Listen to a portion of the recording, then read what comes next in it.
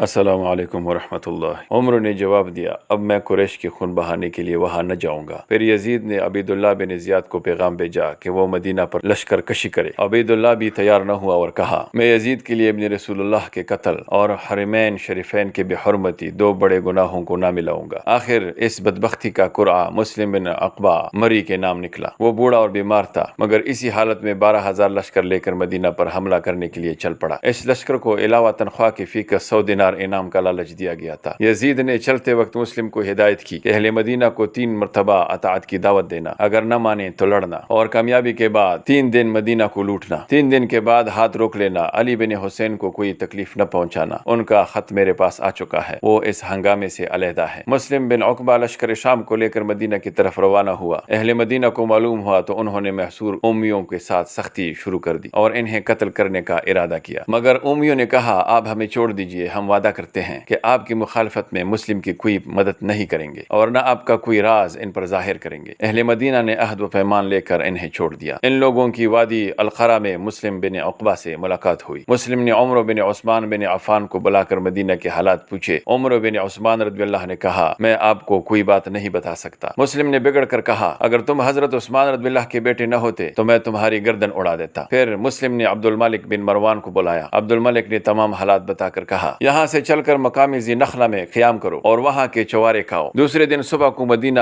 کو بائیں جانب سے چھوڑ کر آگے بڑھ جاؤ، پھر گھوم کر حرا کی طرف سے مشرق کی جانب سے تم مدینہ میں داخل ہو۔ اس طرح سورج کی تکلیف تم کو نہ پہنچے گی بلکہ اہل مدینہ کو پہنچے گی، اور جب سورج کی کرنیں تمہاری خودوں، سروں اور تلواروں اور نیزوں پر پڑیں گی تو تمہارے دشمنوں کی آنکھیں خیرہ ہو جائیں گی۔ مسلم نے عبد الملک کی رائے کو پسند کیا اور حرا کی طرف سے مدینہ کو گھیر لیا۔ یزید کی ہدایت کے مطابق مسلم نے اہل مدینہ کو اطاعت کی دعوت دی اور 3 دن کی مہلت دی، لیکن اہل مدینہ نے یزید کی بیعت قبول کرنے سے انکار کر دیا۔ آخر کار شدید جنگ شروع ہوئی۔ اہل مدینہ بڑی بڑی جماعتوں کے ساتھ اسلحہ سے آراستہ ہو کر میدان میں آئے تو اہل شام مرعوب ہو گئے اور لڑائی سے گریز کرنے لگے۔ مسلم نے انہیں برا بھلا کہا اور لڑائی پر اکسایا تو لڑنے لگے۔ اہل مدینہ بڑی بہادری کے ساتھ داد شجاعت دے رہے تھے کہ یکایک انہوں نے اپنی پشت کی طرف سے تکبیروں کی آوازیں سنی۔ معلوم ہوا کہ بنی حارثہ نے اہل شام کو مدینہ میں داخل ہونے کا موقع دیا ہے۔ یہ سن کر اہل مدینہ کے پاؤں اکڑ گئے اور بھاگ کھڑے ہوئے۔ اس بگدڑ میں انہیں خندق کا بھی خیال نہ رہا۔ چنانچہ جو لوگ خندق میں گر کر جاں بحق ہوئے ان کی تعداد مقتولین سے زیادہ تھی۔ اس فتح کے بعد مسلم نے مدینہ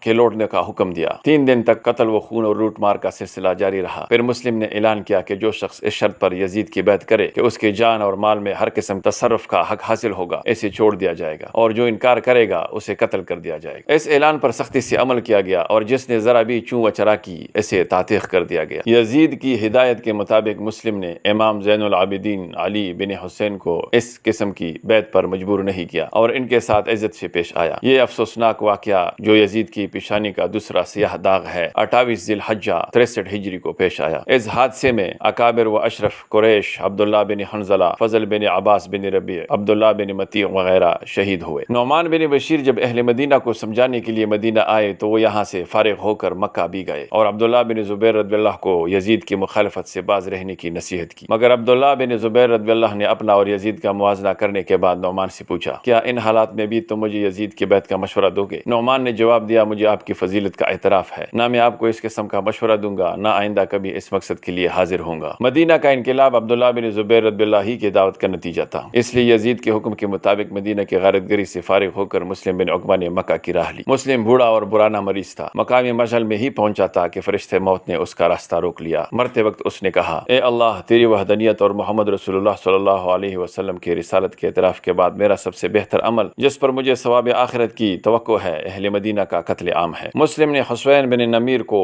ایک قائم مقام مقرر کیا تھا۔ حسین بن نمیر نے 26 محرم 64 ہجری کو مکہ پہنچ کر شہر کا محاصرہ کر لیا۔ عبداللہ بن زبیر رضی اللہ نے پہلے مکہ سے باہر نکل کر دشمن کا مقابلہ کیا۔ سخت جنگ ہوئی اور ان کے بھائی منظر بن زبیر رضی اللہ شہید ہوئے۔ آخر انہوں نے مکہ میں محصور ہو کر مدافعت کا فیصلہ کیا۔ وقتاً فوقتاً دونوں لشکروں میں معرکہ آرائی ہوتی رہی مگر مکہ فتح نہ ہوا۔ آخر حسین بن نمیر نے 3 ربیع الاول 64 ہجری کو منجنیقوں سے خانہ کعبہ پر سنگباری کی اور آتش بازی کی، جس سے خانہ کعبہ کا کچھ حصہ منہدم ہو گیا اور اس کے پردے اور لکڑیاں جل گئی۔ یہ سلسلہ ابھی جاری ہی تھا کہ شام سے یزید کی موت کی خبر آئی اور لڑائی ختم ہو گئی۔ دوستو، بقیہ واقعہ اگلی قسط میں انشاءاللہ۔